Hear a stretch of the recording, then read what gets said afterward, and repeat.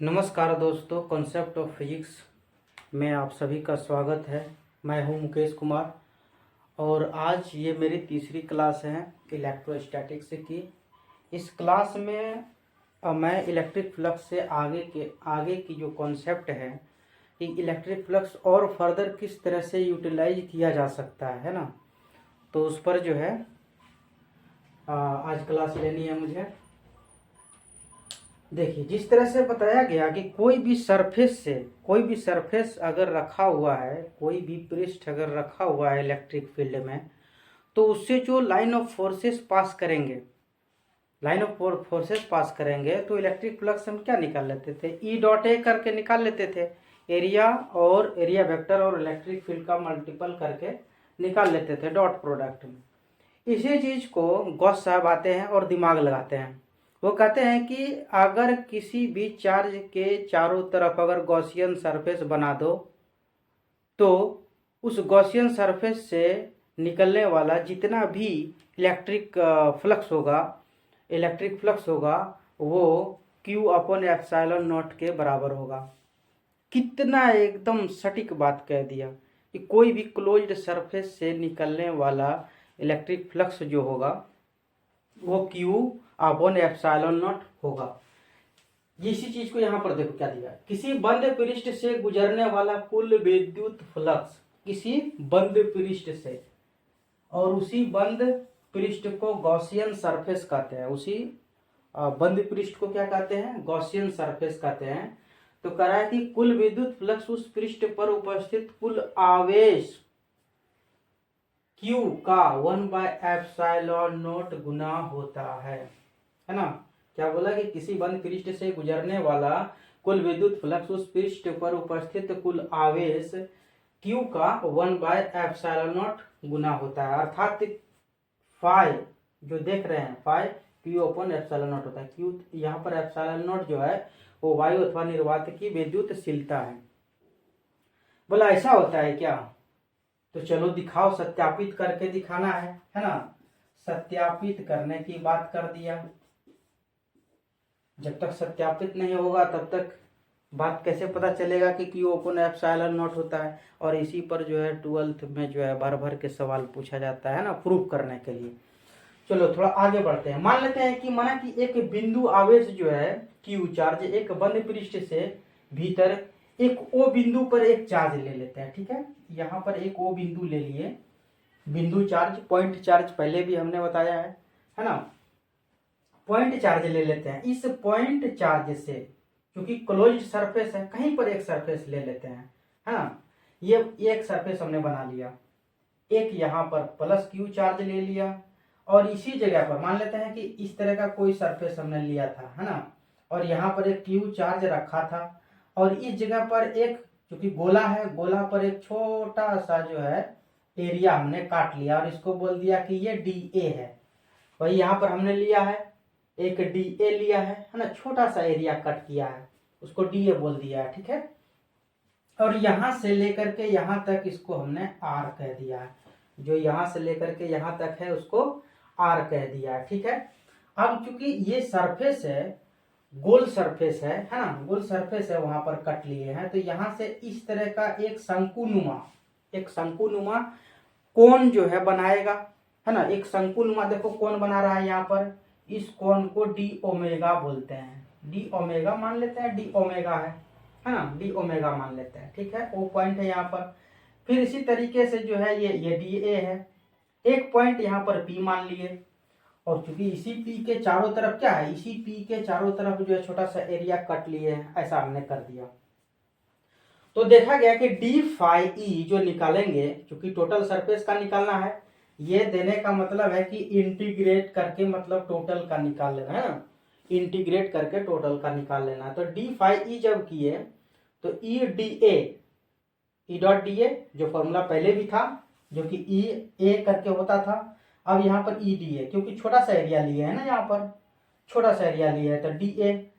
आगे बढ़े तो d phi E d A cos theta यहाँ लेने का मतलब क्या है कि मान लेते हैं कि इस तरह का सरफेस है, ऐसे इस तरह का सरफेस है ना, तो जब यहाँ से होगा तो यहाँ से अगर हम चार्ज लेंगे तो इस डायरेक्शन में अगर यहाँ पर लेते हैं तो यहाँ पर एक सरफेस अगर बनाते हैं तो कई बार डायरेक्शन इस तरफ से हो जाएगा, है ना।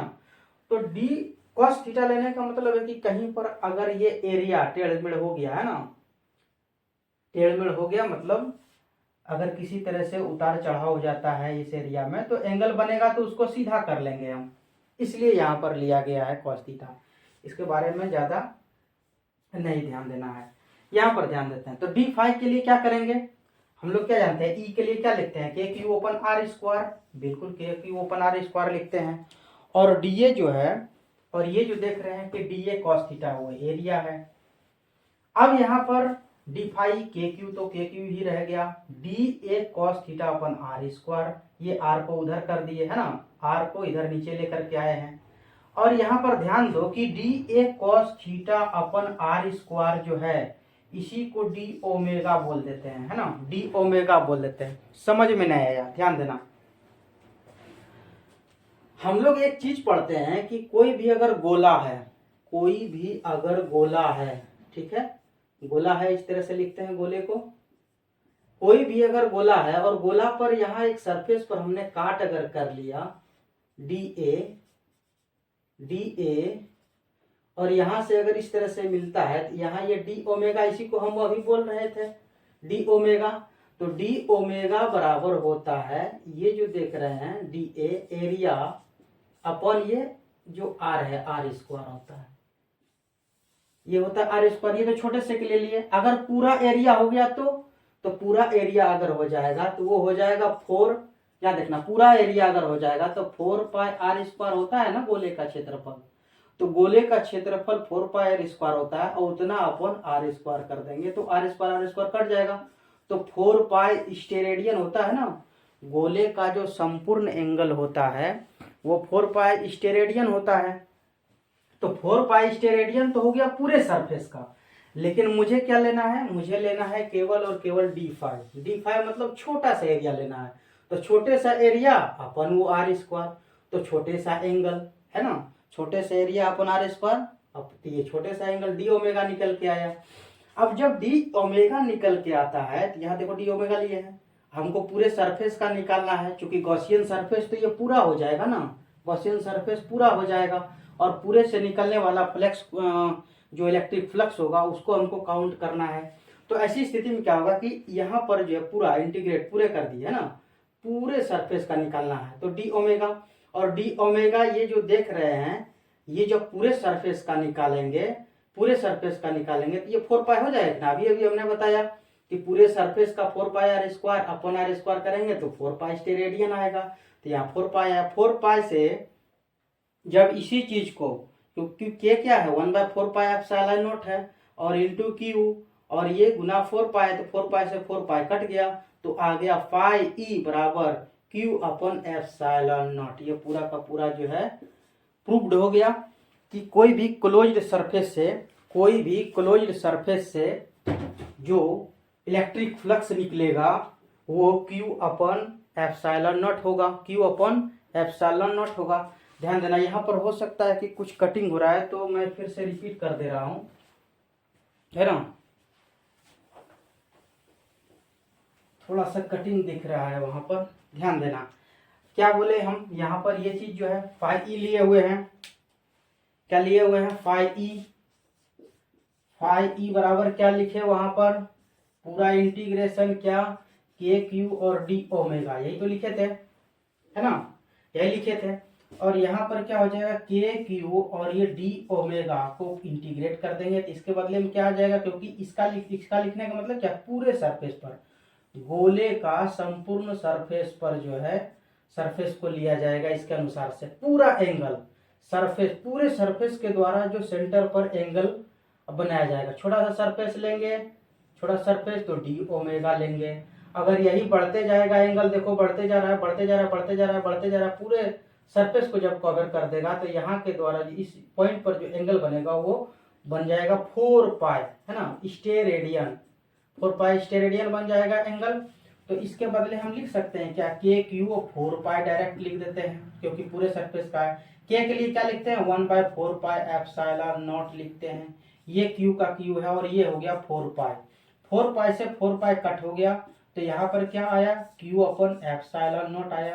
तो यही चीज देखो क्या आया, क्लोज्ड सरफेस से जो फ्लक्स होने वाली है, टोटल फ्लक्स, वो होगा क्यू अपन एप्सिलॉन नॉट। ये पूरा का पूरा जो है सत्यापित हो गया, है ना। इसी चीज को बोर्ड के एग्जाम में, 12th के एग्जाम में किस तरह से क्वेश्चन पूछा जाता है, इसमें क्वेश्चन लिखा देते हैं, गॉस की प्रमेय की उत्पत्ति सहित वर्णन करें। क्या लिखते हैं कि गॉस की प्रमेय की उत्पत्ति सहित वर्णन करें। इसको दूसरे फॉर्म में भी करके पूछता है, कैसे, गॉस की प्रमेय लिखें एवं उनका सत्यापन करें। तो गॉस का प्रमेय ये है और उसका सत्यापन ये है। गॉस का प्रमेय कौन है, ये, और उसका सत्यापन है ये, पूरा लिख देना है ना। इसको और एक नए तरीके से पूछता है कि स्थिर विद्युतिकी में गॉस की प्रमेय का उल्लेख करें। क्या बोला गया कि स्थिर विद्युतिकी में गॉस की प्रमेय का उल्लेख करें। तो इस तरह से बदल बदल के जो है गॉस के प्रमेय से क्वेश्चन पूछा जाता है। फर्दर आगे की क्लास में हम देखेंगे कि ये गॉस का प्रमेय ये जो लिखा गया है ये किस तरह से लागू होता है डिफरेंट डेंसिटी ऑफ चार्जेस के परिप्रेक्ष्य में। मान लेते हैं लीनियर डेंसिटी होगा तो वहां पर गॉसियन सरफेस कैसे बनाएंगे, किस तरह से इलेक्ट्रिक फील्ड निकाला जाएगा, या हो सकता है कि सरफेस डेंसिटी होगा तो सरफेस डेंसिटी की वजह से किस तरह से जो है इलेक्ट्रिक फील्ड दिखाया जाएगा, या हो सकता है कि वॉल्यूम डेंसिटी हो तो वॉल्यूम डेंसिटी जब रहेगा तो वहाँ पर उसका उपयोग किस तरह से करेंगे हम इलेक्ट्रिक फील्ड निकालने में। उम्मीद है ये सारा चीज जो है क्लियरली समझ में आ गया होगा, है ना। इस पर बेस्ड कई बार जो है न्यूमेरिकल पूछा जाता है। तो ध्यान यही रखना है कि गॉसियन सरफेस, एक टर्म आया है गॉसियन सरफेस, जो कि शुरुआती क्लास में ही हम बता दिए। गॉसियन सरफेस देखना, गॉसियन सरफेस जो होता है, कोई भी मान लेते हैं चार्ज यहाँ पर ले लिया तो इसके जो चारों तरफ जो हम सरफेस बनाते हैं, काल्पनिक जो सरफेस बनाते हैं, ये काल्पनिक सरफेस ही है ना, काल्पनिक सरफेस, काल्पनिक जो सरफेस बनाते हैं यही होता है गॉसियन सरफेस। अब मान लेते हैं कि इस तरह का कोई लंबा चार्ज अगर लिए हुआ है, इस पर पॉजिटिव चार्ज दिया हुआ है, तो यहां पर जो हम गॉसियन सरफेस बनाएंगे तो हो सकता है कि हम इस तरह का बना लें गॉसियन सरफेस, है ना।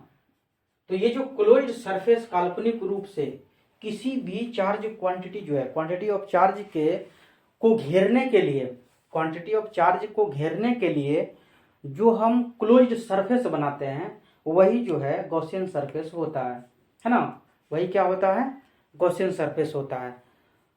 तो आगे नेक्स्ट क्लास में, आगे की नेक्स्ट क्लास में गॉसियन सरफेस किस तरह से बनाते हैं और डेंसिटी चार्ज किस तरह से उपयोगी होता है इलेक्ट्रिक फील्ड को निकालने के लिए, उसके बारे में हम डिटेल से पढ़ेंगे। इस लेक्चर को ज़्यादा से ज़्यादा जो है शेयर करें। 12th क्लास खासकर बिहार बोर्ड वालों के लिए बहुत ही ज़्यादा ज़रूरी है, बहुत ही ज़्यादा उपयोगी है। लाइक्स करें, सब्सक्राइब करें और इस एकेडमी को, कॉन्सेप्ट ऑफ फिजिक्स चैनल को आगे बढ़ाएं। थैंक यू, जय हिंद।